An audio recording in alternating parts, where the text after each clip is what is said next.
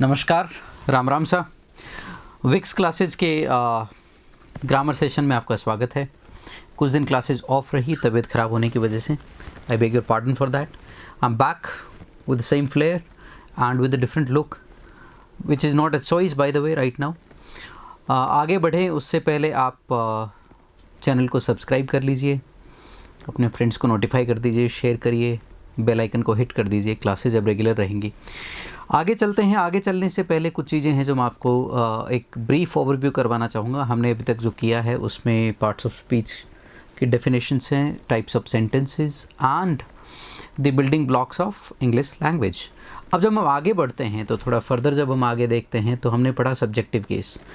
जब दो तीन चीज़ें बेसिक हम पढ़ चुके तो सब्जेक्टिव केस के बारे में हमने जानने की कोशिश करी कि सब्जेक्टिव केस है क्या, नाउन केस क्या है। तो नाउन केस नाउन की स्थिति का अध्ययन है।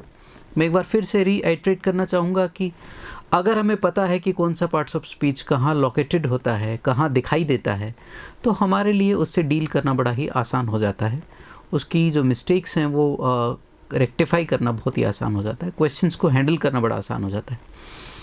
हमने पिछली क्लास में पढ़ा कि सब्जेक्ट तो होगा ही होगा। जो कार्य स्वतः होते हैं उनमें डमी सब्जेक्ट होता है। सब्जेक्ट पार्ट में कई वर्ड हो सकते हैं। उन्हें पता करने के लिए, सब्जेक्ट वर्ड का पता करने के लिए हु या व्हाट रखते हैं। हु या व्हाट का जवाब देने वाला कोई नाउन या प्रोनाउन होता है।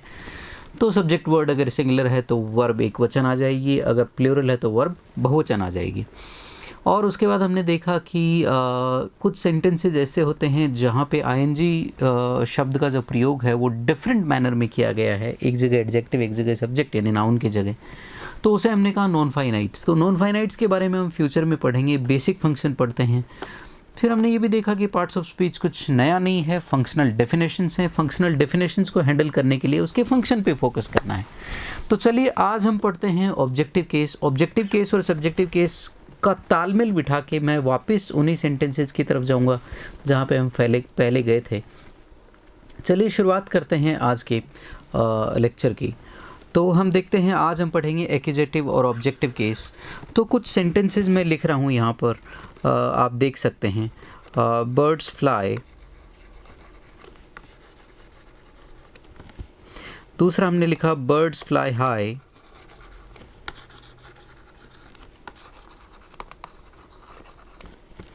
तीसरा हमने लगा चिल्ड्रन फ्लाई काइट्स।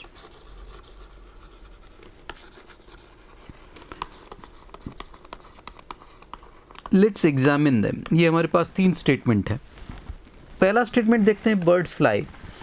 तो यहाँ पर हम देखते हैं कि सब्जेक्ट है, प्रेडिकेट है, यानी सब्जेक्ट और वर्ब दोनों दिए हैं, लेकिन उसके आगे कोई वर्ड नहीं है, यानी कि इस वर्ब का कोई ऑब्जेक्ट नहीं है, क्लियरली विजिबल है।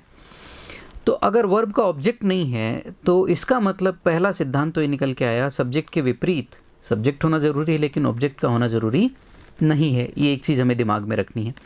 फिर हमने देखा कि दूसरा जो स्टेटमेंट है, बर्ड्स फ्लाई हाई। तो चिड़िया उड़ती हैं हाउ हाई, अवेयर हाई। तो यहाँ पे ये जो बेसिकली ये जो है हमारा ऑब्जेक्ट ना होकर एडवर्ब है। तो यानी कि वर्ब के बाद आया हर शब्द ऑब्जेक्ट हो, ये भी ज़रूरी नहीं है। तो फिर ऑब्जेक्ट पता करने के लिए क्या करें? ऑब्जेक्ट पता करने के लिए वर्ब के बाद हम whom या what का प्रयोग करते हैं। Children fly what? काइट्स। क्या उड़ाते हैं? बच्चे। whom का जवाब देने वाला पर्सन होगा, what का जवाब देने वाला वस्तु होगा, यानी आप कह सकते हैं थिंग। और पर्सन और थिंग को हम कैटेगोरिकली ग्रामर के लैंग्वेज में कहते हैं नाउन, यानी कि ऑब्जेक्ट के रूप में भी मूल रूप से नाउन ही आएगा। अब वर्ब का एक डायमेंशन हमें एक और यहाँ पर देखने को मिला। यहाँ पर वर्ब का ऑब्जेक्ट नहीं है, यहाँ पर वर्ब का ऑब्जेक्ट है। तो वर्ब के साथ अगर ऑब्जेक्ट दिया हो तो उसको हम बोलेंगे ट्रांजिटिव, और वर्ब का अगर ऑब्जेक्ट नहीं दिया हो तो हम उसे बोलेंगे इनट्रांजिटिव। इनट्रांजिटिव।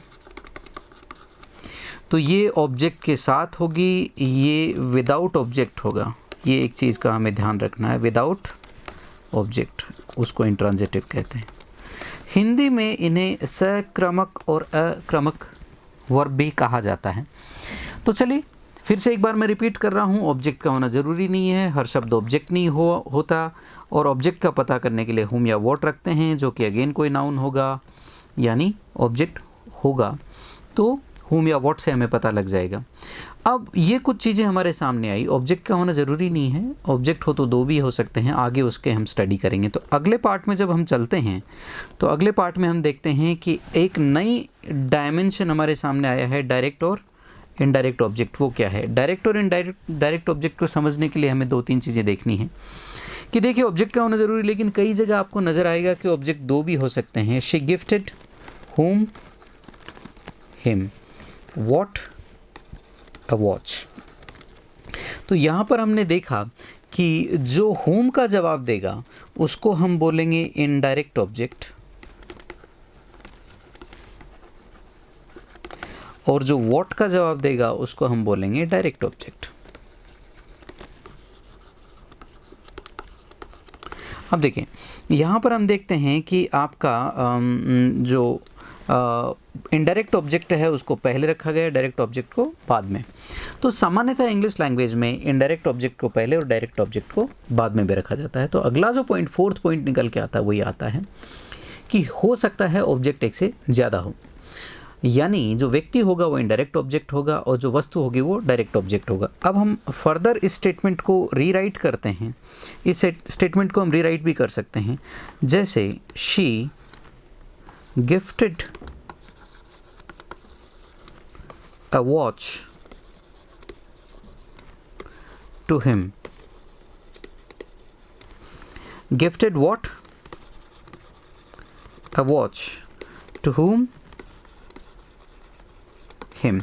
तो अब ज़रा ध्यान से देखते हैं, तो इसमें हमने देखा कि जो भी हमारा, अगर चलिए मैं इसको अगर रिमूव करता हूँ यहाँ से तो कोई विशेष फ़र्क नहीं पड़ेगा। मान लीजिए इसका अगर हम पैसिव में चेंज करें, he was gifted a watch, तो कोई विशेष फ़र्क नहीं पड़ता। लेकिन अगर हम बोलें कि a watch was gifted to him, तो हमने देखा कि जब भी हम डायरेक्ट ऑब्जेक्ट का स्थान परिवर्तन कर रहे हैं तो इनडायरेक्ट ऑब्जेक्ट से पहले प्रीपोजिशन आ जाती है, और ये प्रीपोजिशन हमेशा दो ही होगी, टू या फोर, इसके अलावा कोई तीसरी प्रीपोजिशन नहीं हो सकती।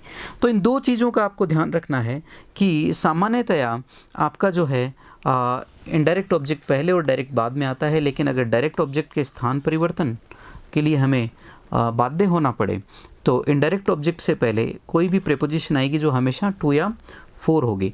तो जब भी दो प्रीपोजिशंस का मसला उठता है तो वो होंगी टू या फोर। अब हम देखते हैं कि जब हम वॉट रखते हैं तो वो तो वर्ब के बाद रख दिया, लेकिन अगर होम को अगर हमें रखना पड़े तो वो हम रखते हैं प्रीपोजिशन के बाद, यानी प्रीपोजिशन के बाद आया नाउन या प्रोनाउन और वर्ब का ऑब्जेक्ट ना होकर प्रीपोजिशन का ऑब्जेक्ट होता है। तो अब ऑब्जेक्ट के बारे में एक नया डायमेंशन और निकल के आ गया कि श्रीमान जो प्रीपोजिशन है उसका भी ऑब्जेक्ट होता है। तो सब्जेक्ट तो हमेशा वर्ब के रेफरेंस में आएगा, लेकिन ऑब्जेक्ट क्या होता है? वर्ब का भी होता है और प्रीपोजिशन का भी होता है। अब हम उन्हीं स्टेटमेंट की तरफ वापस चलते हैं, इन्हीं सिद्धांतों को पढ़ के। तो जो पहला आपका था, पहला जब हम सब्जेक्टिव केस का अध्ययन कर रहे थे, तो जब हम स्टेटमेंट की अगर हम तुलना करते हैं तो कुछ सिद्धांतों को कंबाइन करके हमें इसको वापस से एक बार दोबारा अंडरस्टैंड करेंगे। तो हम देख रहे थे कि sudden changes in perspective around the epidemic has या हैव चेंज द वर्ल्ड। तो हमने देखा था सब्जेक्ट चेंजेस, तो हमारे पास हैव आ गया। तो इस सिद्धांत को अगर हम इससे कंबाइन करें तो हमने पढ़ा कि प्रीपोजिशन के बाद आया नाउन या प्रोनाउन जो होता है वो प्रीपोजिशन का ऑब्जेक्ट होता है, वो वर्ब का सब्जेक्ट कभी हो नहीं सकता। तो यहाँ पे आया है कि यहाँ पे हमारे पास दो प्रीपोजिशंस हैं, इन और अराउंड। तो पर्सपेक्टिव इन का ऑब्जेक्ट है और अराउंड का ऑब्जेक्ट एपिडेमिक है। तो दो चीज़ों को जब हम सिद्धांतों को कंबाइन करते हैं तो हमारे सामने सब्जेक्ट वर्ब एग्रीमेंट की पूरी पिक्चर क्लियर हो जाती है। तो सब्जेक्ट पार्ट में भले ही सब्जेक्ट से प्रीपोजिशन से कितने ही शब्द लिंक किए गए हों, उनका कोई रोल सब्जेक्ट को फाइंड आउट करने में वर्ब के कंपैरिजन में कोई रोल उनका नहीं होता। पूरा का पूरा सब्जेक्ट वर्ब एग्रीमेंट का सिद्धांत इन दो सिद्धांतों पे टिका हुआ है, हु या वोट वाला, और प्रीपोजिशन का ऑब्जेक्ट कभी सब्जेक्ट नहीं हो सकता। इसीलिए जो सब्जेक्ट वर्ब एग्रीमेंट के जो जितने भी सिद्धांत हैं उनमें आपका पहला आता है एरर ऑफ प्रॉक्सिमिटी। ज़रूरी नहीं है कि वर्ब के पास रखा हुआ नाउन या प्रोनाउन उसका सब्जेक्ट हो, ब्ला ब्ला, ये काफ़ी हमारे इस तरह की चीज़ें हमें देखने को मिलती हैं। दूसरा हमें जो देखने को मिलता है वो ये मिलता है कि प्रोनाउन में जाते हैं तो प्रीपोजिशन के बाद आया हुआ प्रोनाउन जो है वो ऑब्जेक्टिव केस में ही होगा। तो इसमें कुछ नया नहीं है, क्योंकि अगर ऑब्जेक्ट है तो ऑब्जेक्टिव केस में ही होगा, हमें इसमें बोलने की आवश्यकता नहीं है। तो इस तरीके से हम देखते हैं कि अगर इन दो सिद्धांतों को अगर हम कंबाइन करते हैं, if we combine them together they portray you totally different picture. आपके सामने बिल्कुल नई एक तस्वीर ये पैदा करते हैं। तो सेंटेंस कितना भी टिपिकल हो, दो चीज़ों का ध्यान रखना, प्रीपोजिशन का जो ऑब्जेक्ट है वो कभी सब्जेक्ट नहीं होता, और सब्जेक्ट पता करने के लिए हु या वोट का प्रयोग हम करते हैं। तो बाकी जितने भी जैसे आता है, जैसे सब्जेक्ट वर्ब एग्रीमेंट में एक नियम और आता है कि किसी भी नाउन या प्रोनाउन से प्रीपोजिशन से अगर कितने भी नाउन या प्रोनाउन लिंक किए गए हों वो जो होते हैं वो सब्जेक्ट नहीं होते। जो मूल नाउन या प्रोनाउन होता है वही सब्जेक्ट होता है, ऑब्वियस है, क्योंकि प्रीपोजिशन का ऑब्जेक्ट कभी सब्जेक्ट नहीं होता। तो बहुत से सिद्धांत जो हैं वो इन्हीं चीज़ों पे टिके हुए हैं। तो जो बेसिक सिद्धांत अभी हम पढ़ रहे थे, आज के लिए इतना ही। कुछ जो इससे बाकी जो बचे हुए सिद्धांत हैं ऑब्जेक्ट और सब्जेक्ट के बारे में, उनको सम अप करेंगे हम इंट्रोडक्शन टू नॉन फाइनाइट के बाद। जो अगली मेरी क्लास है वो इंट्रोडक्शन टू नॉन फाइनाइट होगी कल की क्लास में, तो उसको भी हम एक बार थोड़ा ओवरव्यू लेंगे कि क्या होता है इंट्रोडक्शन टू फाइनाइट्स और नॉन फाइनाइट्स, उनका एक ओवरव्यू लेकर उसके बाद मैं सम अप करूँगा कि सब्जेक्ट के तौर पे आपको क्या क्या दिखाई दे सकता है और ऑब्जेक्ट के तौर पे आपको क्या क्या दिखाई दे सकता है। आज के लिए इतना ही। Thank you very much. May God bless you all. Channel को सब्सक्राइब कर लीजिए, बेल आइकन को हिट कर दीजिए, ज़्यादा से ज़्यादा शेयर करिए। And sorry again, I got some health complications. बाहर नहीं निकल सकते थे, घर में ही थे, तो ठीक होने में 3-4-5 दिन का वक्त लग गया। ज़्यादा मेडिसिन पे रिलाई नहीं किया। और आप भी सेफ़ रहिए। कोविड-19 का जो प्रकोप है वो धीरे धीरे अपने पाँव पसार रहा है, but still India has tried best to flatten the curve. अभी ज़्यादा हमारे यहाँ केसेस नहीं बढ़ रहे हैं, तो हमारी जिम्मेदारी बनती है कि हम हमारे राष्ट्र के जो प्रधानमंत्री हैं वो हमें कुछ सलाह दे रहे हैं, उसको हम मानें। हमारे जो हेल्थ वर्कर्स हैं उनका हम सम्मान करें, और पुलिसमैन जो हमें हमारे लिए बाहर दिन भर इस धूप में सड़कों पे खड़े रहते हैं उनका हम सम्मान करें। Thank you so much. Ram Ram sir.